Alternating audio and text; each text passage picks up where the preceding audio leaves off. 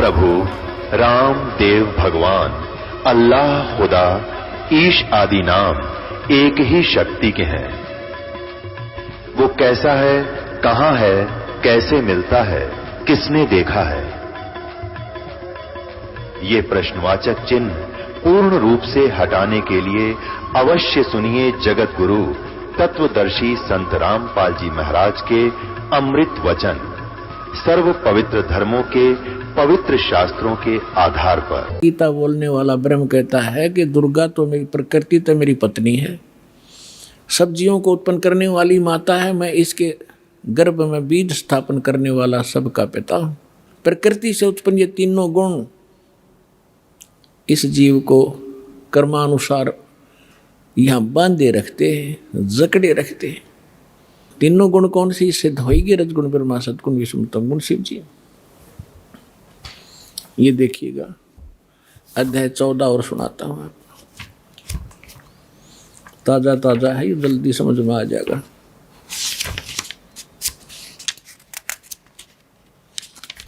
ये देखिएगा गीता अध्याय नंबर, श्रीमद् भगवत गीता अध्याय नंबर 14 का और श्लोक नंबर 3 में, हे अर्जुन, मेरी महत माने प्रधान ब्रह्म, मेरी महत रूप मूल प्रकृति संपूर्ण भूतों की योनि अर्थात गर्भाधान स्थान है। मैं उस योनि में चेतन यानी गर्भ को स्थापन करने वाला तत्व करता हूँ। उसके संयोग से जड़ते इतने से नहीं, सब भूतों की, सब प्राणियों की उत्पत्ति होती है। 4 में क्या कहा है? हे अर्जुन, नाना प्रकार की सब योनियों में जितनी मूर्तियां अर्थात शरीरधारी प्राणी उत्पन्न होते हैं, प्रकृति दुर्गा, प्रकृति यानी दुर्गा उन सब की गर्भ धारण करने वाली माता है और मैं बीज स्थापन करने वाला पिता हूँ। और 5वें में क्या कहा है? हे अर्जुन, सतगुण, रजगुण और तमगुण ये प्रकृति से उत्पन्न, दुर्गा से उत्पन्न ब्रह्मा विष्णु महेश, विष्णु ब्रह्मा महेश तीनों गुण, ये तीनों देवता अविनाशी जीव आत्मा को शरीर में बांधते हैं। अब इसने काल ने हमें मूर्ख बनाने के लिए ब्रह्मा विष्णु महेश के सिर ठेकरा फोड़ दिया कि ये तीनों देवता ही सबको यहाँ फंसा कर रखते हैं। परमात्मा ने आकर बताया, ब्रह्मा विष्णु महेश्वर माया और ये धर्म राया कहिए, इन पांचों मिल पर पंच बनाया, वाणी हमरी लइए।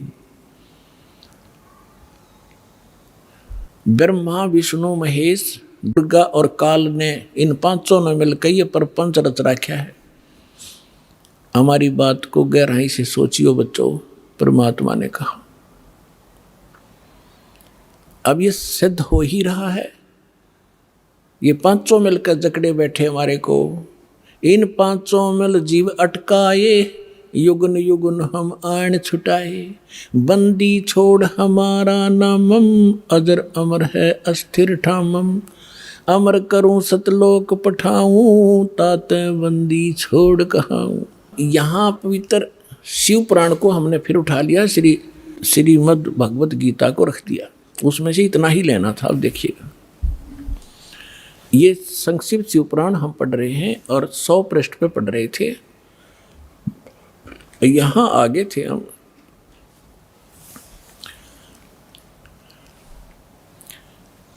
कि जो मूर्ति रहित परम ब्रह्म है उसकी मूर्ति भगवान सदाशिव हैं। अर्वाचीन और प्राचीन विद्वान उन्हीं के ईश्वर कहते हैं। उस समय एकाकी रहकर स्वेच्छानुसार विहार करने वाले सदाशिव ने अपने विग्रह से स्वयं ही एक स्वरूप भूता शक्ति की सृष्टि की, जो उनके अपने श्रीअंग से कभी अलग होने वाली नहीं थी।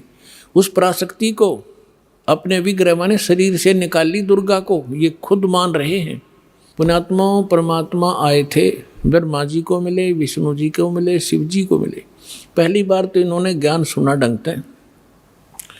परमात्मा ने सबसे पहले ब्रह्मा को सृष्टि रचना आदि सुनाई थी पहले उसने ठीक माना, बाद में काल ने उसके अंदर प्रवेश करके बुद्धि भ्रष्ट कर दी कि ये झूठ बोलता है, मनगढ़ंत कहानियाँ हैं, वेद सर्वश्रेष्ठ है, इसके अतिरिक्त कोई बातें मत मानो।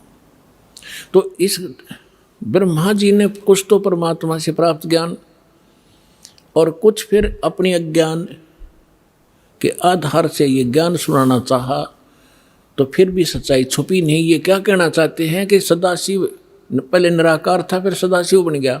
उसने अपने शरीर से एक शक्ति निकाल ली, वह प्रकृति कलाई, उसी को जगदम्बिका कहते हैं। तीनों देव की जननी, ब्रह्मा विष्णु महेश की माता, और उसकी 8 भुजाएं। यहाँ कर दिया ना डंगा इसने। और परमात्मा ने पहले ही बता रखा है कि जैसे दास ने सृष्टि रत्नामा आपको बहुत बार सुना है, उसमें आप खूब समझ चुके होंगे, तो उसी का कुछ अंश लेकर इसने यहाँ मिलावट की है। देखिएगा, उस समय एकाकी रहकर स्वेच्छा अनुसार विहार करने वाले सदाशिव ने अपने विग्रह से स्वयं ही एक स्वरूप भूता शक्ति की सृष्टि की, जो उनके अपने श्री अंग से कभी अलग होने वाली नहीं थी। उस पराशक्ति को प्रधान प्रकृति गुणवती माया बुद्धि तत्व की जननी विकार रहित बताया गया। वह शक्ति अंबिका दुर्गा कही गई है। उसी को प्रकृति सर्वेश्वरी त्रिदेव जननी नित्य मूल कारण भी कहते हैं। सदाशिव द्वारा प्रकट की गई उस शक्ति की 8 भुजाएं। होगी क्लियर। नाना प्रकार के आभूषण उसके श्री अंग की शोभा बढ़ाते हैं, श्री अंगों की। वह देवी नाना प्रकार की गतियों से संपन्न है और अनेक प्रकार के अस्त्र शस्त्र धारण करती है। एकाकिनी होकर भी वह माया संयोग वसात अनेक हो जाती है। वे जो सदाशिव हैं, अब ये डेफिनेशन है उस काल की, ब्रह्मा जी बता रहे हैं और अपने सदग्रंथों में लिखा है। देखिएगा, वे जो सदाशिव हैं उन्हें परम पुरुष ईश्वर शिव शंभु और महेश्वर कहते हैं। यहाँ देखना, वे अपने सारे अंगों में भस्म रमाए रहते हैं। उन काल रूपी ब्रह्म ने एक ही समय में शक्ति के नाथ नहीं, शक्ति के साथ, दुर्गा के साथ शिवलोक नामक अक्षेत्र का निर्माण किया था। उस उत्तम अक्षेत्र को काशी कहते हैं। वह परम निर्वाण या मोक्ष स्थान है जो सबके ऊपर विराजमान है। वह प्रिय और प्रियतम रूप, पति पत्नी रूप में शक्ति और शिव, दुर्गा और ये काल, ये स्पष्ट कह दिया। वो काल रूपी ब्रह्म ने, यो काल कहो ब्रह्म कहो, काल रूपी ब्रह्म कहो, सदाशिव कहो, ये ब्रह्म है। शक्ति और शिव ने, दुर्गा और काल ने, वे प्रिय और प्रियतम रूप यानी पति पत्नी रूप में शक्ति यानी दुर्गा और शिव जो परमानंद स्वरूप हैं, उस मनोरम क्षेत्र में नित्य निवास करते हैं। मुने शिव और शिवा ने, काल और दुर्गा ने प्रलय काल में भी कभी उस क्षेत्र को अपने सानिध्य से मुक्त नहीं किया। देवऋषि एक समय आनंद वन में रमण करते हुए शिवा और शिव के मन में यह इच्छा हुई कि किसी दूसरे पुरुष की सृष्टि करनी चाहिए, जिस पर यह सृष्टि संचालन का महान भार रखकर हम दोनों केवल काशी में रहकर इच्छा अनुसार विचरें और निर्वाण धारण करें। अब इन्होंने सोचा कि कोई पुत्र उत्पन्न करते हैं, उसको ये सारा काम संभलवा देंगे, हम निर्वाण धारण करेंगे, एकांत में रहा करेंगे। ये देखिएगा, ऐसा निश्चय करके शक्ति सहित सर्वव्यापी परमेश्वर शिव ने अपने वाम भाग के 10वें अंग पर अमृत मल दिया। फिर तो वहां से एक पुरुष प्रकट हुआ, यानी पति पत्नी व्यवहार किया, वहां से एक पुत्र उत्पन्न हुआ, उसका नाम के रखा। 102 पृष्ठ पे संक्षिप्त शिव पुराण 102 पृष्ठ पे शिव ने कहा, वत्स, उस काल ने कहा, बेटा, व्यापक होने के कारण तुम्हारा विष्णु नाम विख्यात हुआ, विष्णु धर दिया तेरा नाम। अब फिर हम यहाँ आते हैं, ये हमने 6वां अध्याय पढ़ लिया रुद्र संहिता का 7वां, ये 7वां अध्याय 103 पृष्ठ पे। ब्रह्मा जी कहते हैं, देव से तत्पश्चात कल्याणकारी परमेश्वर शाम सदाशिव ने, काल ने पूर्ववत प्रयत्न करके जैसे अपनी दुर्गा से विष्णु की उत्पत्ति की, मुझे अपने दाहिने अंग से उत्पन्न किया। बस बात खत्म। अब यहाँ समस्या आ गई अनुवादकर्ता ने, क्योंकि इनको ज्ञान तो था नहीं, इनका उद्देश्य फिर इसको सब उलट सुलट करना ही था। अब इसको समस्या पैदा होगी कि शिव से शिव की उत्पत्ति कैसे बताऊं। अनुवादकर्ता ने गोल मोल कर दिया। कहते हैं चोर चुरावे तुंबड़ी और गड्ढे पानी में, वो गड्ढे हुआ ऊपर आवने सच्चाई छानी ना। अब यहाँ आपको हम विद्वेश्वर संहिता इसी शिव पुराण के अंदर एक अध्याय है, उसमें दिखाते हैं कि एक समय ब्रह्मा और विष्णु का झगड़ा हो गया। ब्रह्मा जी बोला मैं तेरा बाप विष्णु जी को, विष्णु जी बोले मैं तेरा पिता, तो मेरे नाभि कमल से उत्पन्न हुआ। ब्रह्मा जी कहने लगे मैं सारी सृष्टि का पिता, मैं प्रजापिता हूँ। इन सूखी फीत ला रहे थे आप पे, इन दोनों का युद्ध हो गया इससे बात पे। तो इस काल ने सोचा है लड़का मरेंगे और मैंने इनसे सृष्टि रचवानी अपने खाने के लिए। इनके बीच में एक सतम, एक लिंग खड़ा कर दिया सफ़ेद तेजों में, बहुत बहुत ही विस्तार, जिसकी और छोर भी इन दोनों को नहीं पाया। तो लंबा कथा ना बना के तो आपने खूब पढ़ रखी, हम अपने मतलब की सुनेंगे। तो उसी समय ये खुद भी वहाँ अपने पुत्र शिव के रूप में, सदाशिव रूप में आकर खड़ा हो गया। फिर इनको लग गया ज्ञान समझाने। देखिएगा ये है ब्रह्मा विष्णु लड़े थे, इनके बीच में स्तंभ खड़ा कर दिया। संक्षिप्त शिवपुराण 24 पृष्ठ पे, गीता प्रेस गोरखपुर से प्रकाशित, सचित्र मोटा टाइप के। और ये विद्वेश्वर संहिता 25 पृष्ठ पे। यहाँ से थोड़ा सा हम लिंक लेंगे इसका। ब्रह्मा और विष्णु ने पूछा प्रभु सृष्टि आदि 5 कृत्यों के लक्षण क्या हैं, यह हम दोनों को बताइए। भगवान शिव बोले, युकाल बोला मेरे कृत्यों को समझना अत्यंत गहन है, तथापि मैं कृपा पूर्वक तुम्हें उनके विषय में बताता हूँ। अब हम ज़्यादा ना पढ़े, ये देखिएगा। अब 26 पे क्या लिखा है। पुत्रों, काल कहता ब्रह्मा और विष्णु को, पुत्रों तुम दोनों ने तपस्या करके प्रसन्न हुए मुझ परमेश्वर से सृष्टि और सतीथि नामक 2 कृत्य प्राप्त किए, ये तुम दोनों को बहुत प्रिय है। इसी प्रकार मेरी विभूति स्वरूप रुद्र और महेश्वर ने, यू मैं नहीं है, ने 2 अन्य उत्तम कृत सहार और तिरोभाव मुझसे प्राप्त किए हैं। सिद्ध जो दास करना चाहा था, 2 पुत्र तो ये हो गए इसके, ब्रह्मा और विष्णु, जो वहाँ कति क्लियर हो गया, इनका जन्म हुआ दुर्गा से। और का 2 और है मेरे बेटे रुद्र और महेश्वर, तो हो गए 4, और 5वां बोल रहा है। अब और थोड़ा सा क्लियर करते हैं। हाँ, यहाँ एक थोड़ा सा और रह गया, इससे और अच्छा क्लियर हो जाएगा। यू कौन। अब यहाँ 26 पर हम पढ़ ही रहे थे, यही देखिएगा। अब 26 पर हम पढ़ रहे थे, यही इसके विद्वेश्वर संहिता के यहाँ पर हम पढ़ रहे थे नीचे। पुत्रों, यहाँ फिर इसका और थोड़ा सा लिंक है। ये क्या कहता है, मैंने पूर्व काल में अपने स्वरूपभूत मंत्र का उपदेश किया है, जो ओंकार के रूप में प्रसिद्ध है। वह मंगलकारी मंत्र है।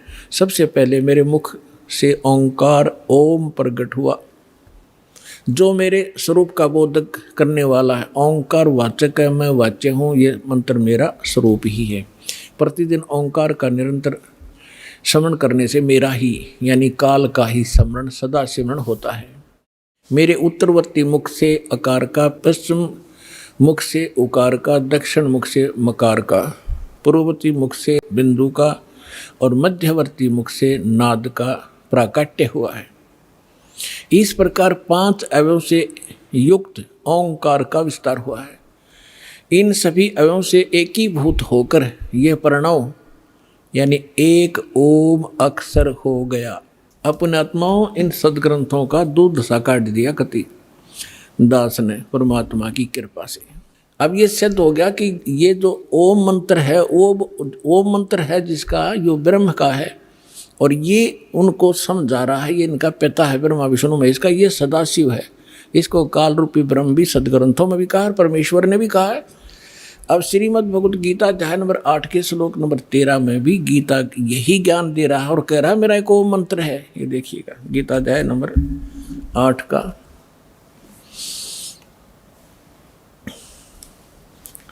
गीता अध्याय नंबर 8 का श्लोक नंबर 13 आपको दिखाते हैं।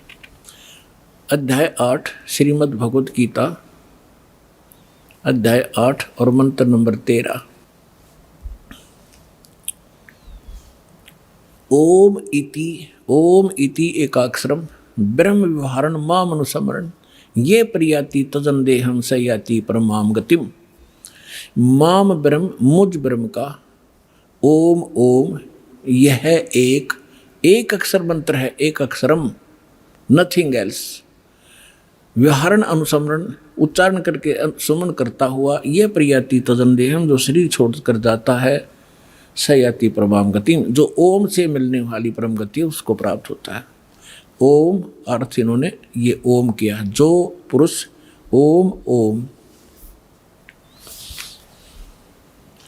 इस एक अक्षर रूप ब्रह्म को उच्चारण करता है, एक अक्षर रूप ब्रह्म कहेंगे ये तीनों के मुझ ब्रह्म का केवल एक ओम मंत्र है, इसका उच्चारण करता हो जो शरीर छोड़कर जाता हो, ब्रह्म से होने वाली जो मोक्ष है उसको प्राप्त करता हो। ब्रह्म से कौन सी उपलब्धि है?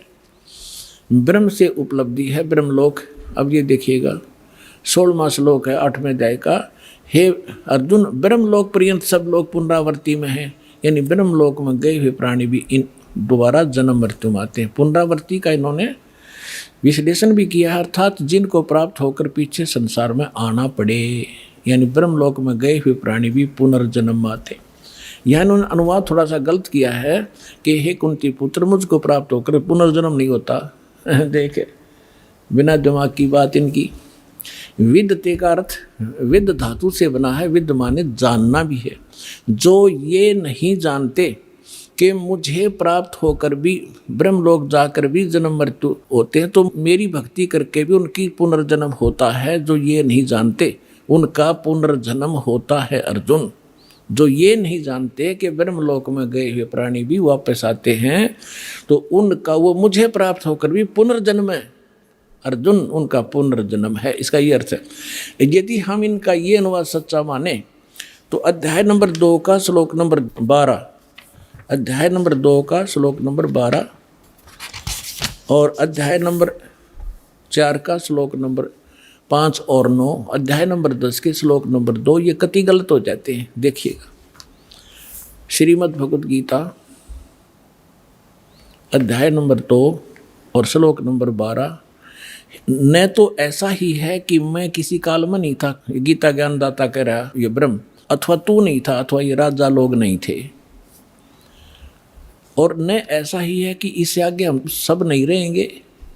और इसके साथ ही देखना है इसी दूसरे अध्याय का 17वें श्लोक में स्पष्ट कर दिया है कि अविनाशी तो उसको जान जिससे, अविनाशी यानी नाश रही कहो अविनाशी को, अविनाशी तो उसको जान जिससे यह संपूर्ण जगत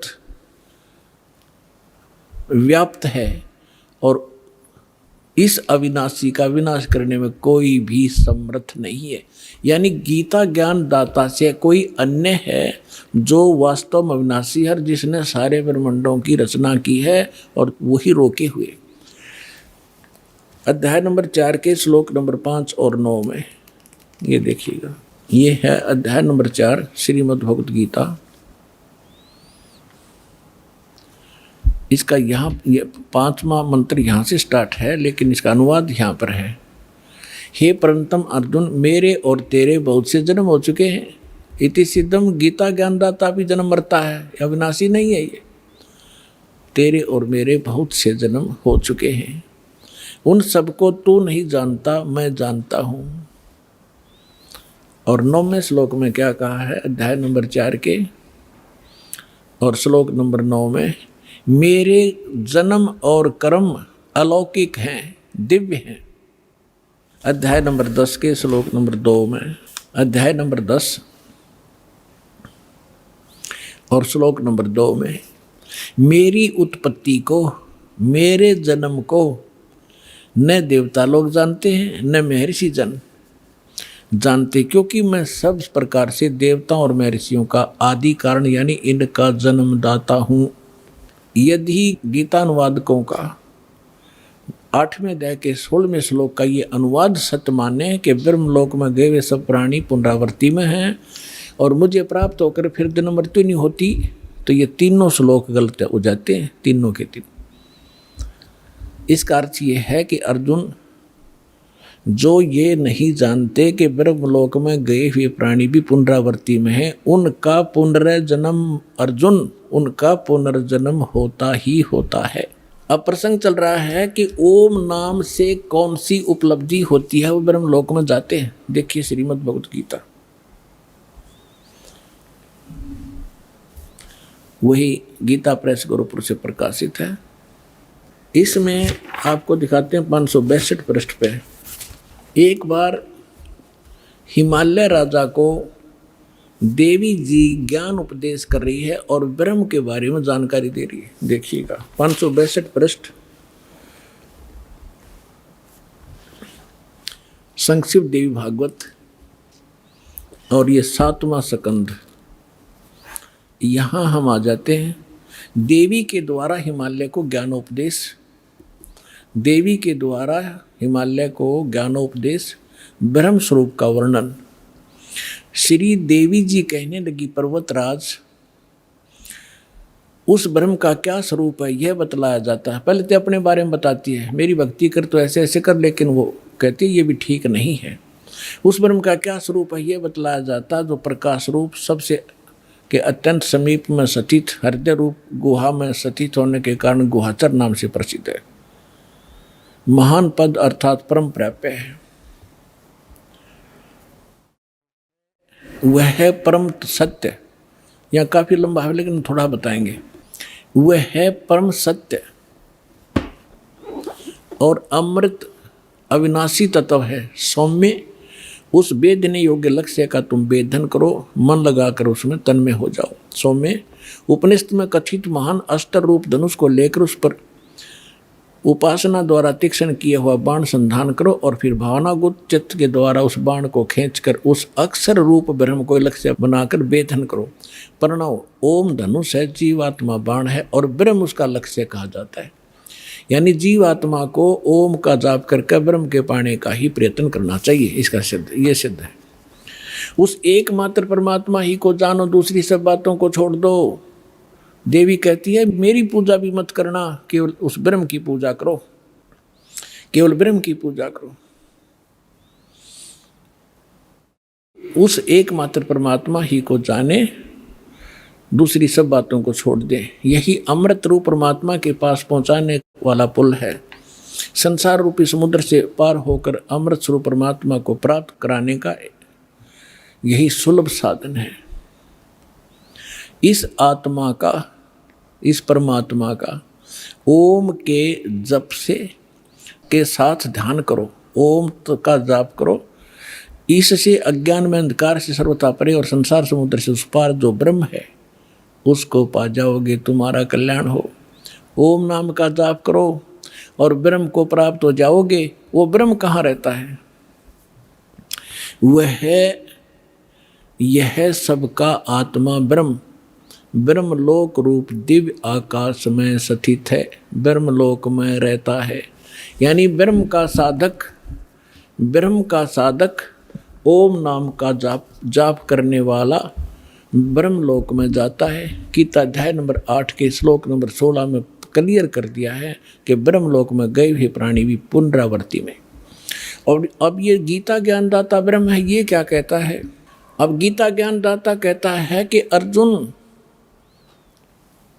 उस सच्चिदानंद घन ब्रह्म ने जो अपने मुख कमल से ज्ञान बोला वो वास्तविक ज्ञान है, वो तत्व ज्ञान है। उसमें विस्तार के साथ उस परम पिता के पाणी की जानकारी है। उसको तत्वदर्शी संतों से जाकर समझ, उनको दंडवत प्रणाम करने से, कपट छोड़कर प्रसन्न करने से वो तत्वदर्शी संत तुझे परमात्म तत्व का ज्ञान कराएंगे। चौथे अध्याय के 32 और 34 श्लोक में। 15वें अध्याय के 1 से लेकर 4 का सारांश है कि उल्टे लटके हुए संसार रूपी वृक्ष है। पीपल का वृक्ष समझो, ऊपर को जड़, नीचे को 3 गुण रूपी शाखा है।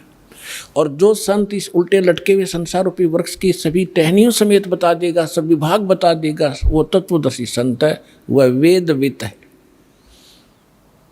परमेश्वर ने यह लीला स्वयं की हुई है, अपने मुखारविंद से बोली अमृतवाणी सच्चिदानंद घन ब्रह्म की वाणी। कबीर वाणी में लिखा है, अक्षर पुरुष एक पेड़ है, सरपुरुष वा की डार, निरंजन कहो सरपुरुष कहो, और तीनों देवा शाखा है, ये पात्र रूप संसार। 15वें अध्याय के 4 श्लोक में कहा कि जब तत्वदर्शी संत तुझे मिल जावे उसके पश्चात परमेश्वर के उस परम पद की खोज करनी चाहिए, जहाँ जाने के बाद साधक फिर लौटकर कभी संसार में नहीं आते। और जिस परमेश्वर ने संसार रूपी वृक्ष की रचना की है, केवल उसकी भक्ति करो और सब बातें त्याग दे। 18वें अध्याय के 62वें श्लोक में कहा कि अर्जुन तू सर्वभाव से उस परमेश्वर की शरण में जा, उस परमेश्वर की कृपा से तो परम शांति को और सनातन परम धाम को प्राप्त होगा।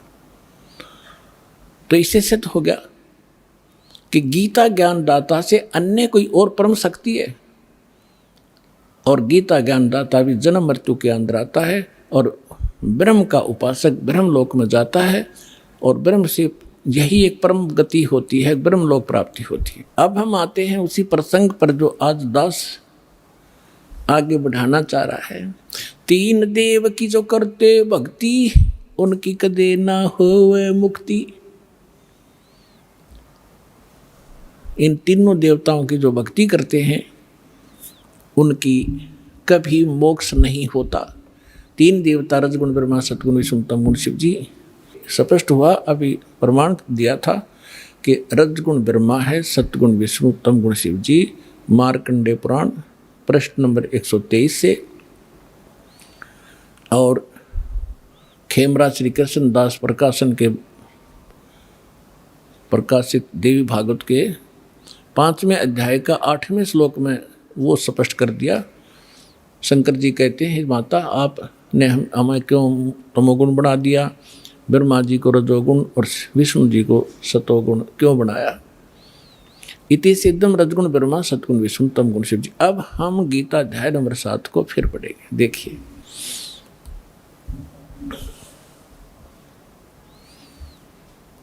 अब हमने यहां तक पढ़ लिया इसको। अब ये क्या कह रहे हैं कि देखिएगा, अध्याय नंबर 7 का श्लोक नंबर 2, मैं तेरे लिए इस विज्ञान सहित तत्व ज्ञान को पूर्णतः कहूँगा, जिसको जानकर संसार में फिर कुछ भी जानने योग्य शेष नहीं रह जाता।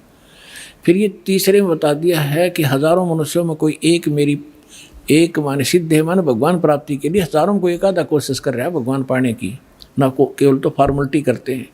और यत्न करने वालों में भी कोई एक आधा ही मुझ तक पहुंचता है, इसका ये अर्थ है कहने का।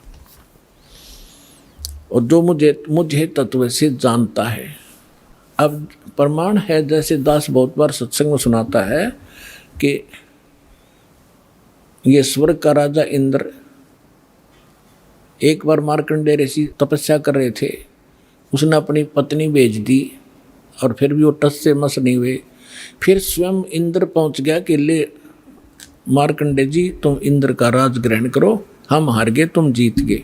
लेकिन मार्कंडेय ऋषि ने कहा था कि मुझे तेरे इंद्र की राज की आवश्यकता नहीं, मैं तो ऐसे स्थान पर समाधि लगा रहा हूँ ब्रह्मलोक में। और इंद्र को कहने लगा कि आजा तुझे ब्रह्मलोक का सैल करा दूं, वो ज्ञान बता दूं, त्याग दे इस इंद्र के राज को। वो केवल इसी ब्रह्म को ही तत्व से जानता था, इस ब्रह्म को ही फाइनल मान रहा था कि ये पूर्ण परमात्मा है मार्कंडेय ऋषि, तो उसने वही सेटिंग थी। तो ये कहना चाहता है कि जो मुझे ही फाइनल मान रहा है तो मेरी भक्ति करता है, वो भी हजारों में कोई एक आधा, नहीं तो नीचे के देवी देवताओं तक सीमित हैं लोग। ये सारा इस 7वें अध्याय का ये निष्कर्ष समझ लेना। फिर आगे देखिएगा, इसी 7वें अध्याय का ये 4था और 5वां श्लोक आपको बता, ये पृथ्वी जल अग्नि वायु आकाश मन बुद्धि अहंकार भी इस प्रकार ये 8 प्रकार से विभाजित मेरी प्रकृति यह तो जड़ प्रकृति है अपरा, और हे महाभाव से दूसरी जिसे सारा संपूर्ण जगत धारण किया जाता है मेरी चेतन प्रकृति जीव रूपा, ये चेतन प्रकृति समझो। अब 6ठे में कहा है, ऐसा समझकर संपूर्ण भूत सभी प्राणी इन दोनों प्रकृतियों से मैं संपूर्ण जगत का प्रभाव अर्थात प्रलय का कारण हूँ, इनका जन्म और इस सब का मैं ही कारण हूँ। अब हम यहाँ आ जाते हैं, अब हम ज़्यादा ना पढ़ें। सो देख 7वें में क्या कहा कि अर्जुन मैं बुद्धिमानों की बुद्धि और बलवानों का बल हूँ, संपूर्ण प्राणियों का सनातन बीज मुझको जान, और बुद्धिमानों में बुद्धि तेजों का तेज मैं ही हूँ।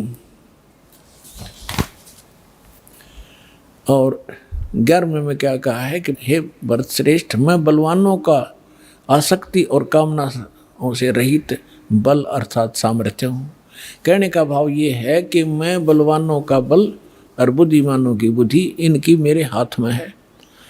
जैसे महाभारत के अंदर अर्जुन को बल दे दिया, ना जाने कितनी हत्या कर डाली, और जब श्री कृष्ण जी का वध कर दिया एक शिकारी ने और सारे या 2 लड़के मर गए कट के जमुना के किनारे पे, तो फिर अर्जुन सभी गोपियों को लेकर आ रहा था द्वारका की सभी स्त्रियों को कृष्ण जी के आदेश अनुसार।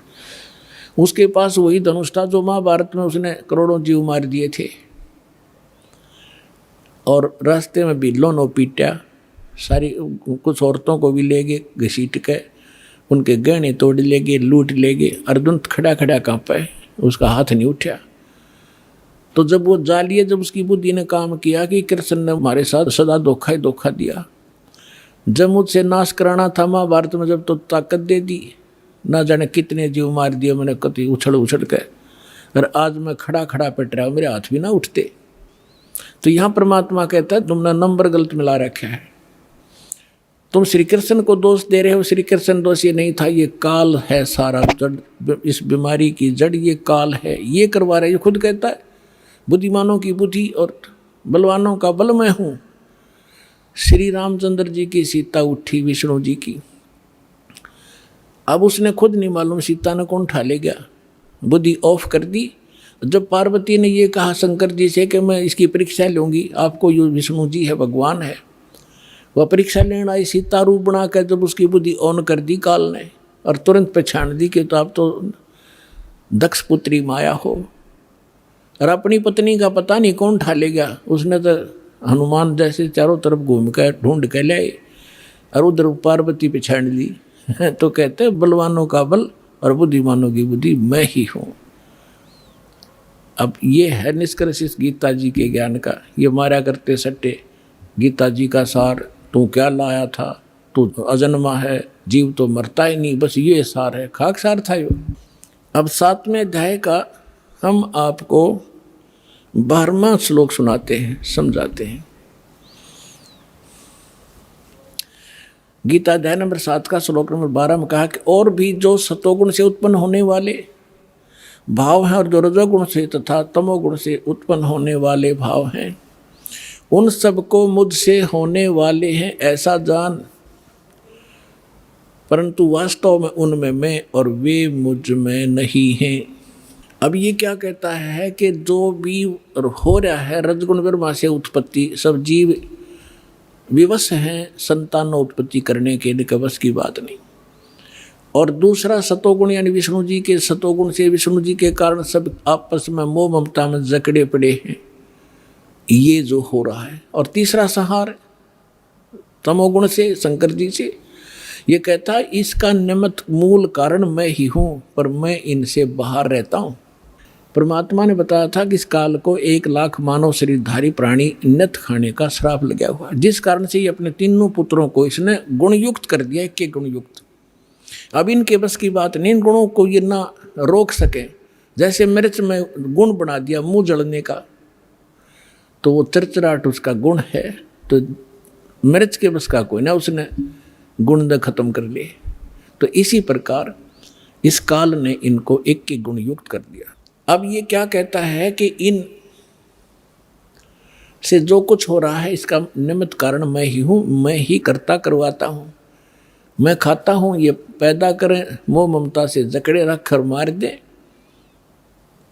आगे देखो 13वें श्लोक में क्या कहा है, 7वें अध्याय का 13वां श्लोक। गुणों के कार्य रूप सात्विक, राजस और तामस, इन तीनों प्रकार के भाव से ये सारा संसार प्राणी समुदाय मोहित हो रहा है। इन तीनों गुणों से परे, रजगुण ब्रह्मा, सतगुण विष्णु, तमगुण शिव जी से परे मुझ अविनाशी को नहीं जाता। अब ये कहते हैं कि सभी इन ब्रह्मा विष्णु महेश तक की भक्ति में जकड़े पड़े हैं, इनसे ऊपर मैं हूँ ब्रह्म, ये मुझे भी ना जानते। देखिए 7वें अध्याय का 14वां श्लोक। क्योंकि यह अलौकिक अर्थात अति अद्भुत त्रिगुणमयी मेरी माया, रजगुण ब्रह्मा सतगुण विष्णु तम गुण शिव जी, बड़ी दुस्तर है, खतरनाक है। और जो पुरुष मुझको निरंतर भजते हैं यानी ब्रह्म की साधना करते हैं ओम नाम का, वे इस माया का उल्लंघन कर जाते हैं। वो ब्रह्मा विष्णु महेश को ओवरलैप कर जाते हैं, जंप कर जाते हैं, इनसे अधिक राहत मिलती है उससे। आगे देखो 15वें में क्या कहा है, ओए होए, माया के द्वारा जिनका ज्ञान हरा जा चुका है, रजगुण ब्रह्मा सतगुण विष्णु तम गुण शिव जी तक की जो बुद्धि, जिनकी बुद्धि वहीं तक सेट है, इनसे आगे कोई सुनना भी नहीं चाहते, वो आसुर स्वभाव यानी राक्षस स्वभाव को धारण किए हुए मनुष्यों में नीच नराधम नराधमा, मनुष्यों में नीच दूषित कर्म करने वाले मूढ़ लोग मुझको नहीं भजते। अब दास आपको सुनाएगा थोड़ा सा मौखिक था। अब इसमें ये क्यों कहा है कि तीनों गुणों के पुजारियों को राक्षस कहा और मेरी भक्ति यानी ब्रह्म साधना भी नहीं करते, ये ब्रह्मा विष्णु महेश तक सीमित है, अन्य देव देवताओं तक सीमित है, इनको राक्षस स्वभाव को धारण किए मनुष्यों में नीच दूषित कर्म करने वाला क्यों कहा? रजगुण ब्रह्मा जी की साधना की थी, भक्ति की थी, हिरण्यकशिपु ने अंडरस्टूड है, राक्षस कहलाया, अपने बेटे का दुश्मन बन गया और कुत्ते वाली मौत मारा गया। तमगुण शिव की भक्ति की थी रावण ने, और आपको पता उसकी कैसी गति हुई, राक्षस कहलाया। और एक भस्मागिरी नाम का शिव का पुजारी था और उसने भगवान शिव के कैलाश पर्वत पे उनके गेट के सामने 12 वर्ष तक भक्ति करी, ऊपर न पैर नीचे न सिर, सिरासन पर। एक दिन पार्वती ने प्रार्थना की, आप तो महादेव हैं, समर्थ हैं, आपका पुजारी क्या मांगता है, दे दे इस बालक को। भगवान शिव ने कहा कि मांग। भस्मागिरी क्या मांगता है? भस्मागिरी ने कहा ऐसे नहीं, आप वचनबद्ध हो तब मांगू। भगवान शिव ने कहा कोई मांग ले, हो गया वचनबद्ध। तो उस भस्मागिरी ने कहा कि आप मुझे अपना भस्म कंडा दे दो। भगवान शिव के पास एक ऐसा कड़ा था जो हाथ में पैर कर रखा करते, वो ऐसी सिद्धि युक्त कर रखा था कि जिसके सिर पर न्यू कर दे भस्म, वो मर जाता था, भस्म हो जाता था। और इस बात का ज्ञान था भस्मागिरी को। ये गिरी पुरी नागा कनपाड़े नाथ ये सारे के सारे 10 नामी ये शिव के पुजारी हैं, सन्यासी। तो भगवान शिव ने सोचा ले जंगल में रहता है, अपने बचाव के लिए राक्षसों से लेता होगा, निकाल कर दे दिया भोलेनाथ ने। अब जो ही भस्मागिरी के हाथ में भस्मकड़ा आ गया, उसी समय आंख बदल गया और हंसा ने उठा का मार के ले होले शंकर होशियार, तुझे मारूंगा, तुझे भस्म करूंगा और पार्वती को अपनी पत्नी बनाऊंगा। मैं इसी उद्देश्य से साधना कर रहा था। अपने आत्मा शंकर जी को मृत्युंजय, कालज्ञ, अविनाशी, सर्वेश्वर, सबका मालिक, अंतर्यामी, पता नहीं क्या क्या संज्ञा दिया करते। सूक्ष्म वेद में कहा है कि यदि ये इस अंतर्यामी थे, क्या उस दुष्ट के मन की नहीं जान सकते थे क्या बकवाद लेकर साधना कर रहा है?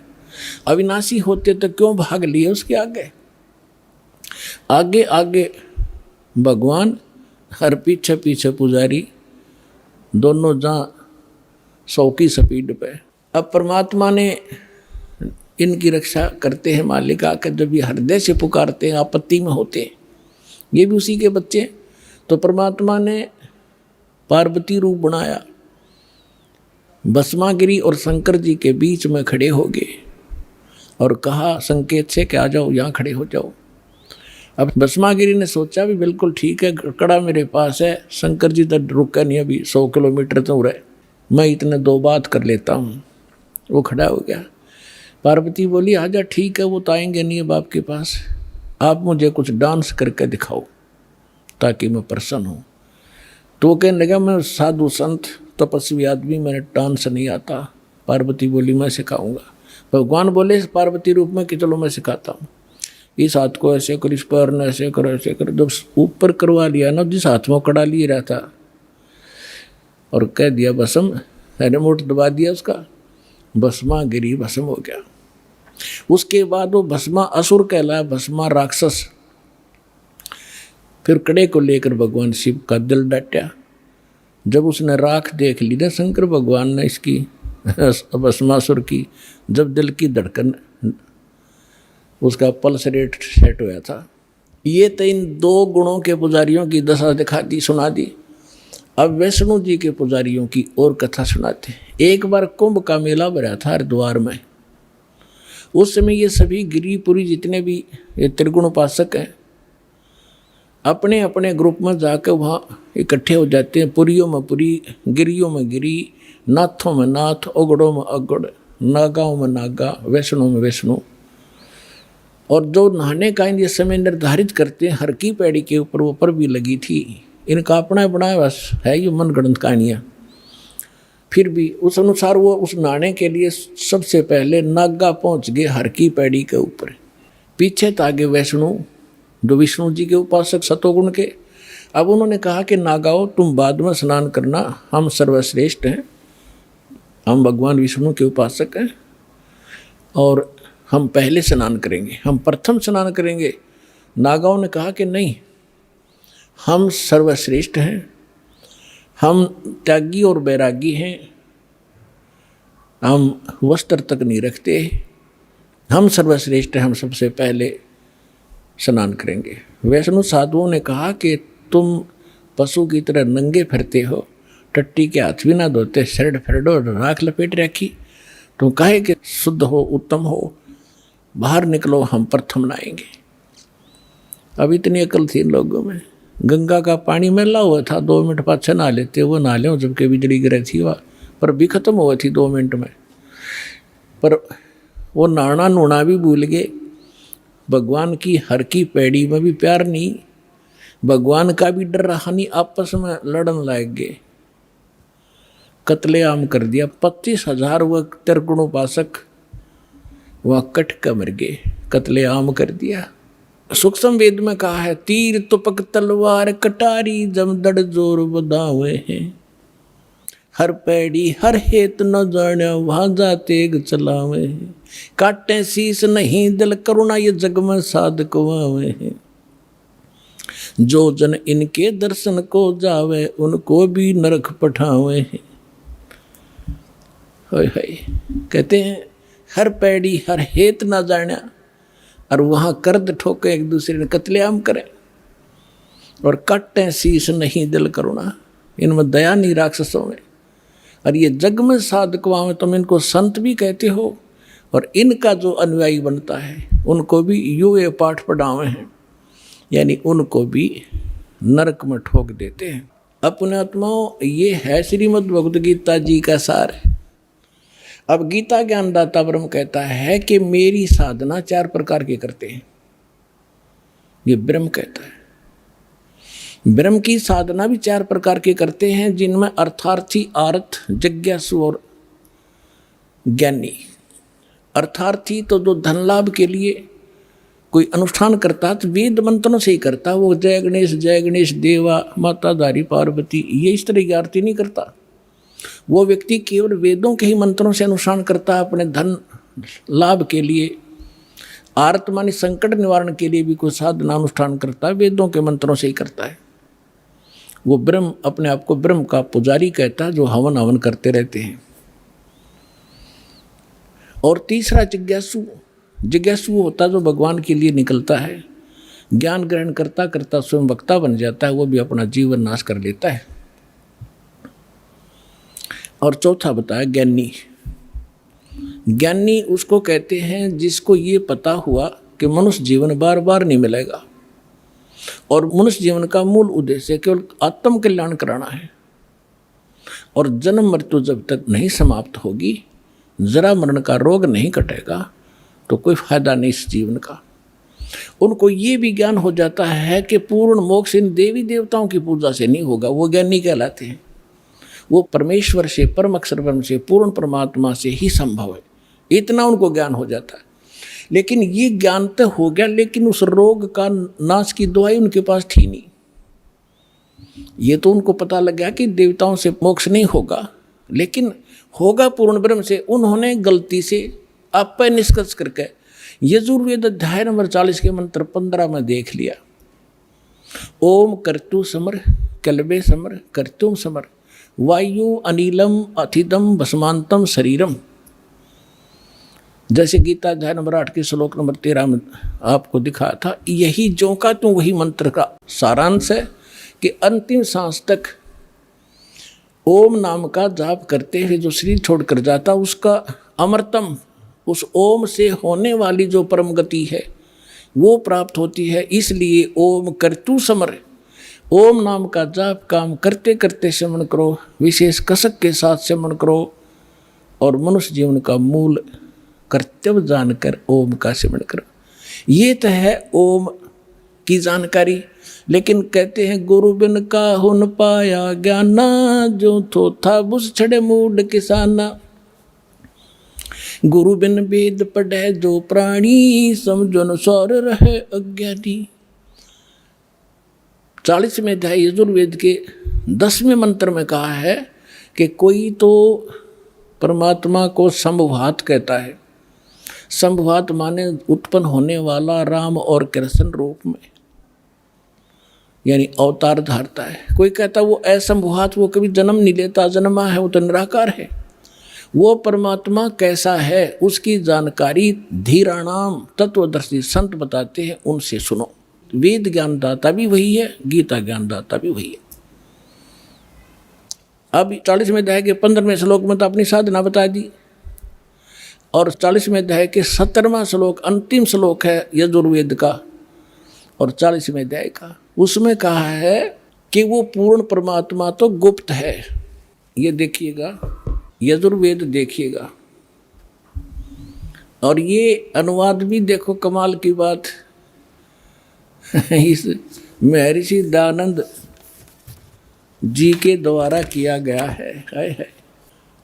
प्रकाशक है सार्वदेशिक कार्य प्रतिनिधि सभा 2/5 महर्षि दयानंद भवन रामलीला मैदान नई दिल्ली से। यजुर्वेद महर्षि दयानंद ने इसका अनुवाद किया, और ये कहाँ से छपा यहाँ से देखिएगा।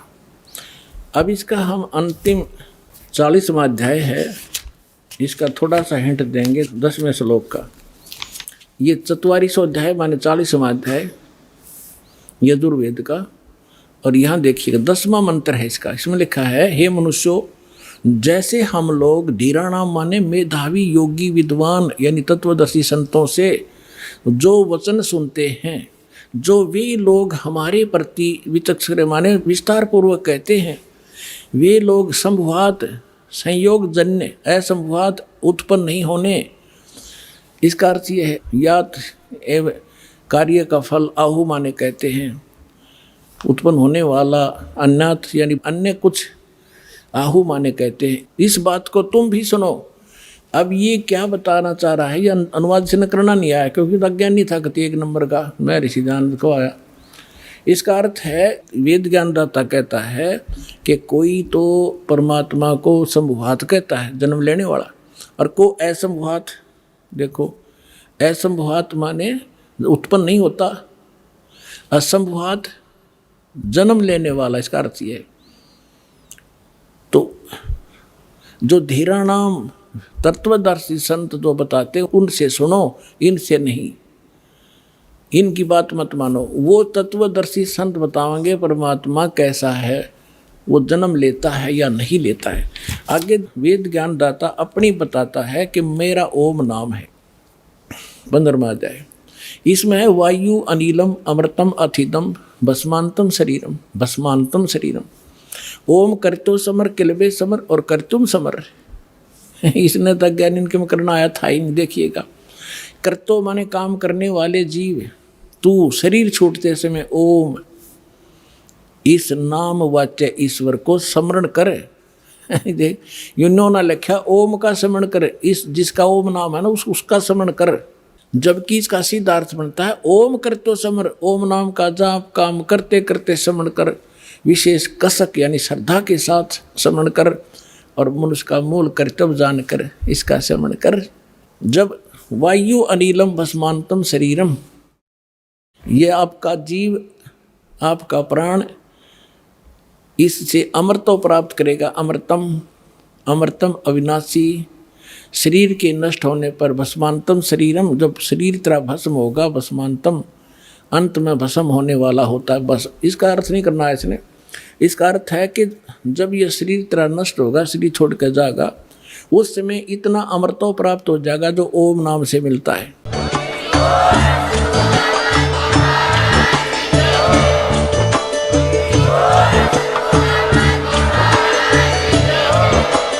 आप सुन रहे थे जगत गुरु तत्वदर्शी संत रामपाल जी महाराज जी के मंगल प्रवचन। अधिक जानकारी के लिए विजिट कीजिए हमारी वेबसाइट www.jagatgururampalji.org। संत रामपाल जी महाराज जी के शुभ आशीर्वाद से पूरे विश्व भर में 500 से भी ज्यादा नाम दीक्षा केंद्र हैं, जिन पर संत रामपाल जी महाराज जी द्वारा ऑनलाइन निशुल्क नाम दीक्षा दी जा रही है। अपने नजदीकी नाम दीक्षा केंद्र का पता करने के लिए संपर्क करें 8222880541।